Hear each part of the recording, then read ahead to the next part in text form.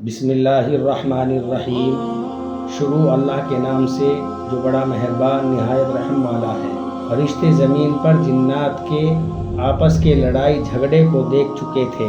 اس بات کو سامنے رکھتے ہوئے انہوں نے اولاد آدم کے بارے میں بھی یہ خدشہ یعنی خوف ظاہر کیا کہ یہ بھی آپس میں خون ریزی کا ارتکاب کر سکتے ہیں۔ جب اللہ تعالیٰ نے فرشتوں کو ایک نئی مخلوق پیدا کرنے کی خبر دی تو انہوں نے اس نئی مخلوق کو پیدا کرنے کی مصلحت معلوم کی تو اللہ سبحانہ و تعالیٰ نے فرمایا، بلا شبہ میں وہ باتیں جانتا ہوں جن کا علم تمہیں نہیں ہے، یعنی میں اس نئی مخلوق میں نبی، رسول، عابد، صدیق، شہید، زاہد، ولی، باعمل علماء اور صلحاء پیدا کروں گا۔ رسول اکرم صلی اللہ علیہ وسلم نے فرمایا، جب فرشتے فجر کے وقت بندوں کے اعمال لے کر آسمان پر چڑھتے ہیں تو اللہ تعالیٰ جاننے کے باوجود ان سے پوچھتے ہیں کہ تم نے میرے بندوں کو کس حال میں چھوڑا؟ فرشتے جواب دیتے ہیں کہ جب ہم گئے تھے وہ نماز عصر میں مصروف تھے اور جب واپس آئے تب بھی وہ نماز فجر میں مصروف تھے۔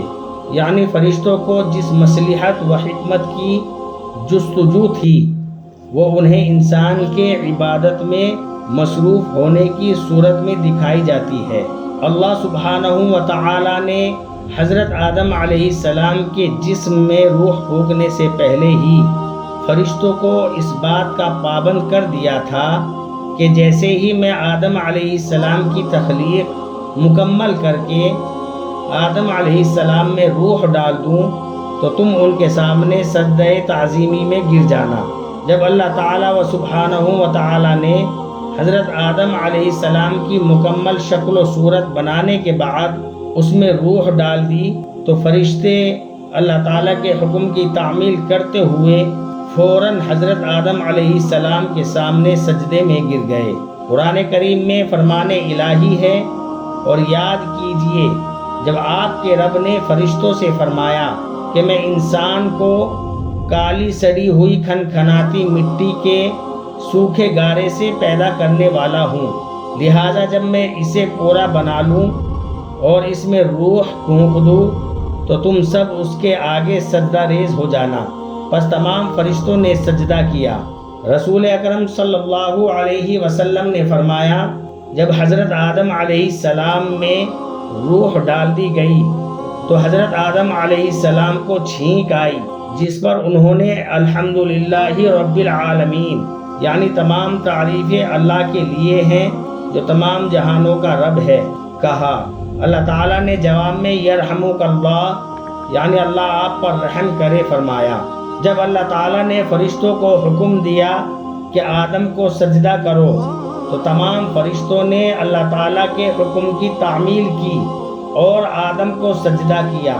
ابلیس چونکہ کثرت عبادت کی وجہ سے فرشتوں کے ساتھ رہتا تھا، لہٰذا اسے بھی فرشتوں کے ساتھ حضرت آدم علیہ السلام کو سجدہ کرنے کا حکم دیا گیا، مگر ابلیس حضرت آدم علیہ السلام کی عزت و فضیلت کو دیکھ کر حسد کرنے لگا اور تکبر کرتے ہوئے انہیں سجدہ کرنے سے انکار کر دیا۔ اللہ رب العزت نے اس سے یعنی ابلیس سے سجدہ نہ کرنے کی وجہ پوچھی تو ابلیس نے جواب دیا، میں آدم علیہ السلام سے بہتر ہوں۔ قرآن کریم میں فرمان الہی ہے، اللہ تعالیٰ نے فرمایا، اے ابلیس تجھے سجدہ کرنے سے کس چیز نے روکا جبکہ میں نے تجھے حکم دیا تھا؟ اس یعنی ابلیس نے کہا، میں اس آدم علیہ السلام سے بہتر ہوں، آپ نے مجھے آگ سے پیدا کیا ہے اور اس کو مٹی سے پیدا کیا ہے، یعنی آپ نے آدم کو کالی سڑی ہوئی کھنکھناتی مٹی سے پیدا کیا ہے، میرا درجہ اس سے بڑا ہے، میں اسے سجدہ نہیں کر سکتا۔ رسول اکرم صلی اللہ علیہ وسلم نے ارشاد فرمایا، فرشتے نور سے، جن آگ کے شعلوں سے اور آدم علیہ السلام اس چیز یعنی مٹی سے پیدا کیے گئے ہیں جس کا علم تمہیں ہو چکا ہے۔ جب ابلیس نے اللہ تعالیٰ کی نافرمانی کرتے ہوئے حضرت آدم علیہ السلام کو سجدہ کرنے سے انکار کر دیا تو تو اللہ رب العزت نے ابلیس کا مقام و مرتبہ چھین کر قیامت تک کے لیے اسے ملعون و مردود قرار دے کر جنت سے نکل جانے کا حکم دیا۔ قرآن کریم میں فرمان الہی ہے، اللہ تعالیٰ نے فرمایا اے ابلیس تو یہاں یعنی جنت سے نکل جا، بے شک تو مردود ہے، بلا شبہ قیامت کے دن تک تجھ پر میری لعنت برستی رہے گی۔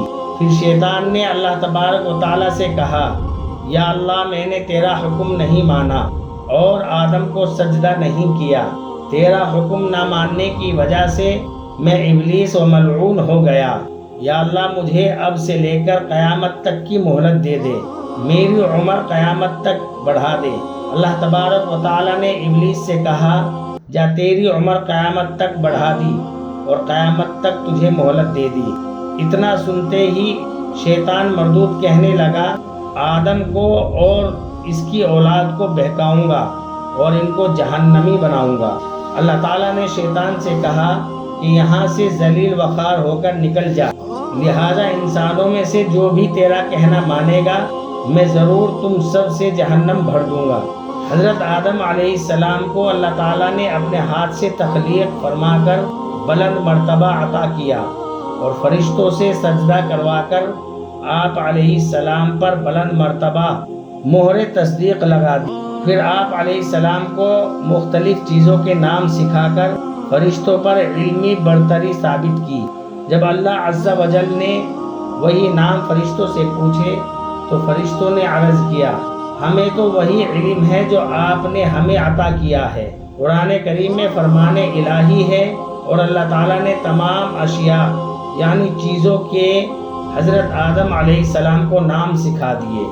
ان چیزوں کو فرشتوں کے سامنے پیش کیا، فرمایا مجھے ان چیزوں کے نام بتاؤ اگر تم سچے ہو۔